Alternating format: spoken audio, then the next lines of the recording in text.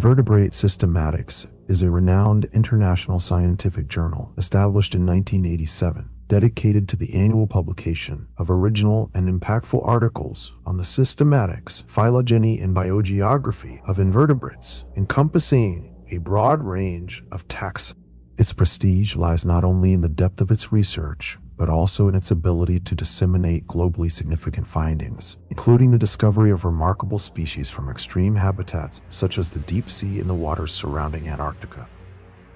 This latter setting, marked by its harsh climate and inaccessibility, became the focus of an ambitious scientific expedition conducted between 1997 and 1999. The primary objective of this research was to explore the far reaches of the Kermadec Trench near New Zealand, aiming to confirm the existence of extremophilic organisms previously hypothesized but never documented.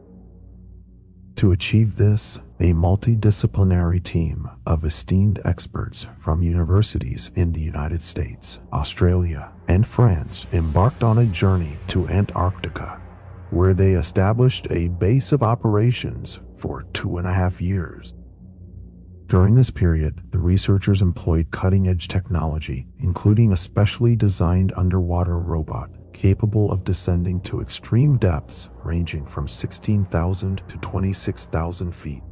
This device was instrumental in capturing images and collecting data on species inhabiting one of the planet's most inhospitable and least explored environments. Initially, the findings were scheduled for publication in the 2001 edition of the journal. However, following a joint decision by the publication's editorial board and the Security Committee of the National Oceanic and Atmospheric Administration, these discoveries were classified as restricted information. As a result, only a few copies of the documents were securely stored at the University of Alabama, ensuring access remained strictly limited. Among the most remarkable findings detailed in these documents were the creatures discovered in the shallower regions of the Kermadec Trench, provisionally named Digitos frigimaris, described by the scientific team as large finger-like structures with a texture reminiscent of coral. These entities exhibited extremely slow movements, a behavior that both fascinated and perplexed the researchers. The uniqueness of these creatures raises new questions about the limits of biological adaptation and the diversity of life forms in extreme environments, emphasizing the critical role of such explorations in expanding our understanding of the natural world. As the research progressed into the deeper zones of the Kermadec Trench, the scientists began to notice an increasing presence of these enigmatic creatures in the dark, silent underwater environment. Over time, they became virtually the only observable life forms at these extreme depths. However, what initially seemed to be an extraordinary biological discovery took on a far more unsettling dimension when the team encountered the remains of ships that had vanished decades earlier in shipwrecks, alongside debris from similarly lost aircraft.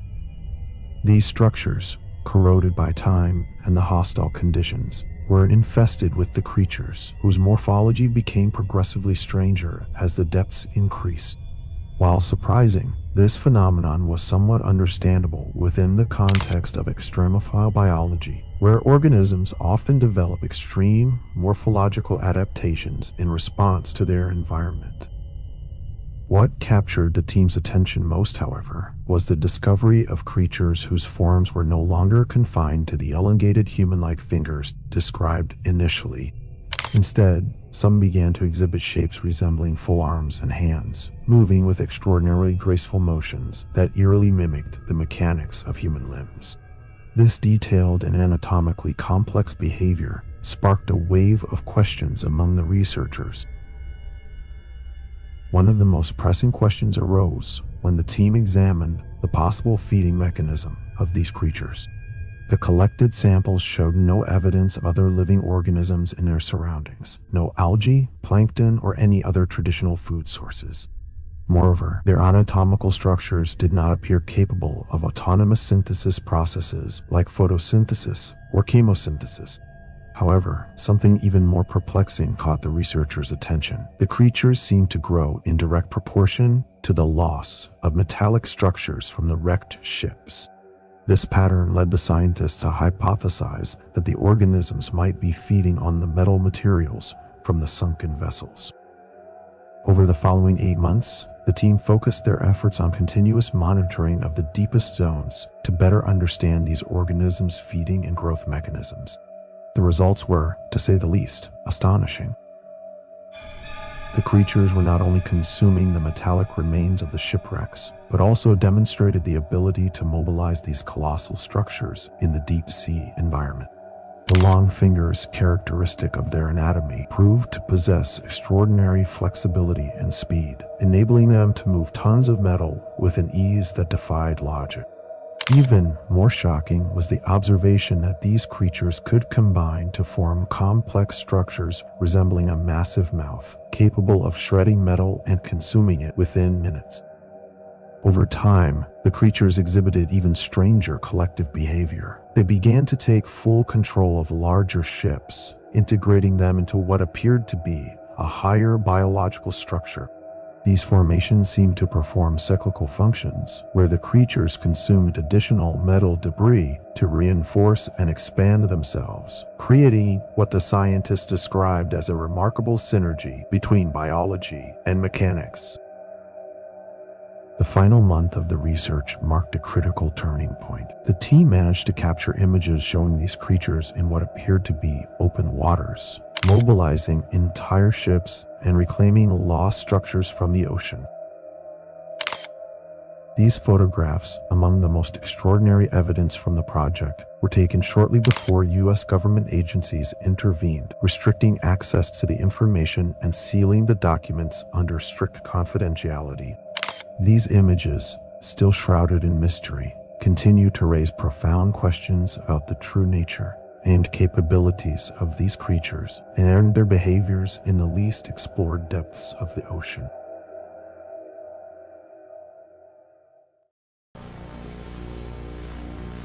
The Titanic rests at the bottom of the North Atlantic, about 12,500 feet deep and some 370 miles southeast of Newfoundland, Canada.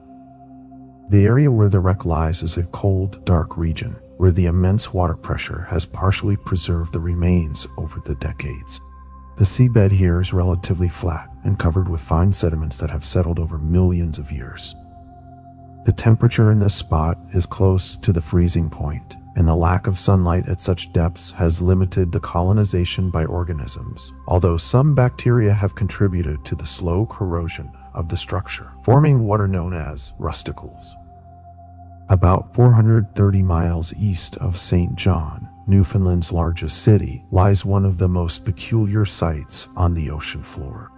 Known as the Atlantic's Great Graveyard, this vast stretch of ocean saw many ships left adrift between 1850 and 1910, once they reached the end of their useful life.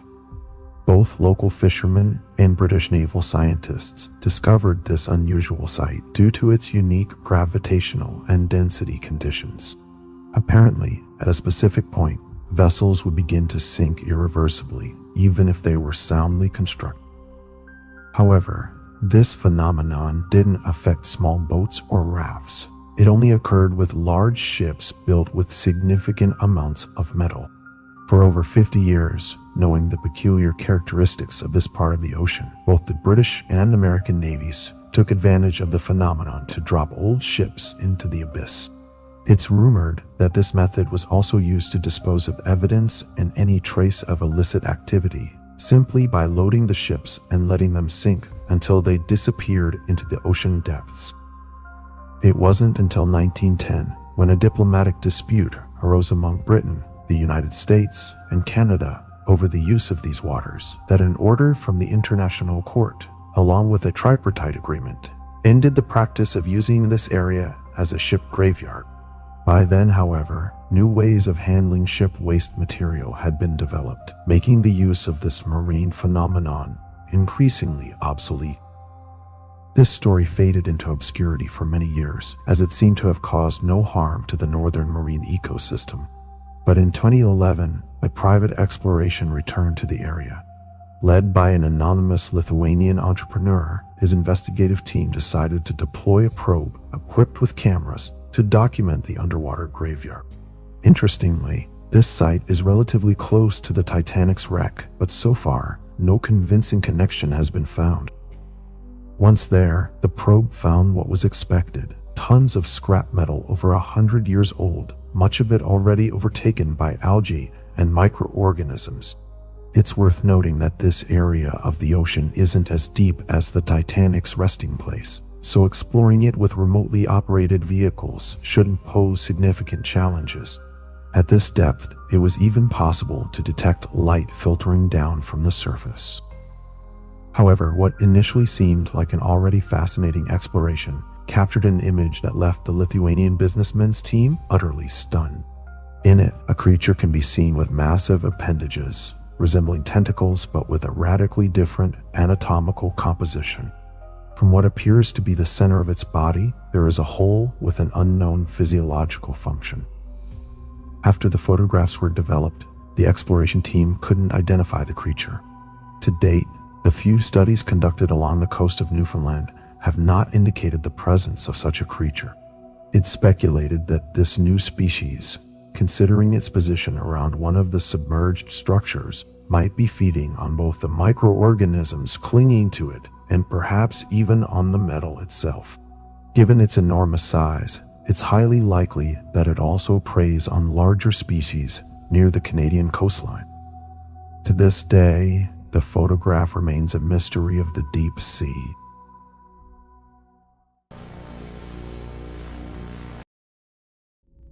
It is said to inhabit the ocean floors, moving slowly while searching for food. This strange creature is called the black carpet. Over the years, divers, fishermen, biologists, and workers from various military naval units in the Northern Hemisphere have recounted encounters with the black carpet. They describe it as a gigantic mass, supposed to be formed by multiple organisms with thin antennae and retractable tentacles. This colony of creatures could reach up to 300 meters together, crawling along the ocean floor, filtering nutrients with its millions of microscopic probes. It is believed that each of these creatures is connected to the other by a cartilaginous tissue with elastic properties that would form between them, merging them, and causing them to behave as a single large organism.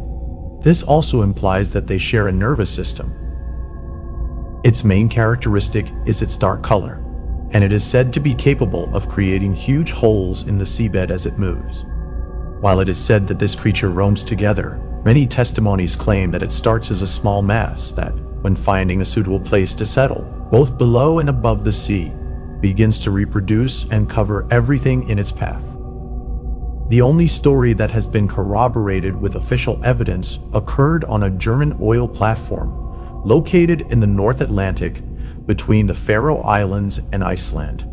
In 2005, one of the platform workers recorded the advance of the alleged black carpet, reporting what the authorities dismissed as a malfunction caused by an oil leak.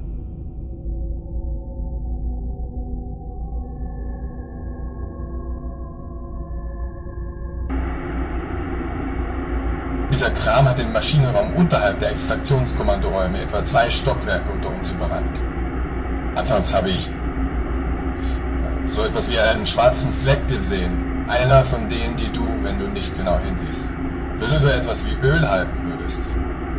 Und weißt du, hier kann kein Öl sein, nicht einmal in den Stangen, die die Plattformen tragen. Substanz in einer so großen Tiefe extrahiert, dass es unmöglich wäre, dass hier oben etwas verschmutzt wird. Also haben wir einige Techniker gerufen, die uns sagten, dass ein Leck in den Energieerhaltungssystemen sei. Das hatte beim Schmelzen diese Flecken verursacht. Aber die Zeit verging und dieses Ding breitete sich aus und schwarze Tentakel tauchten auf, die, je mehr die Tage vergingen, immer schneller wuchsen. Als wir Alarm schlugen, kam seltsamerweise niemand, um zu untersuchen. Und das war der Moment, als uns bewusst wurde, dass dieses Ding bereits die Pfeiler hinaufkletterte. Ab diesem Tag wussten wir nichts mehr von der Plattform. Sie schickten uns zur Wartung einer anderen in der Nähe der Küste von Norwegen. Und die Geschichte war zu Ende. Später, als ich mit einem norwegischen Fischer sprach, sagte er mir, dass er auch Fotos einer ähnlichen Kreatur hatte, die vor ihren Küsten lauerte. Aber sie war nie so groß geworden, sie blieb einfach auf einer ziemlich kleinen Größe und er vermutete, dass diese Kreatur einen Teil seines alten Bootes verschlungen hatte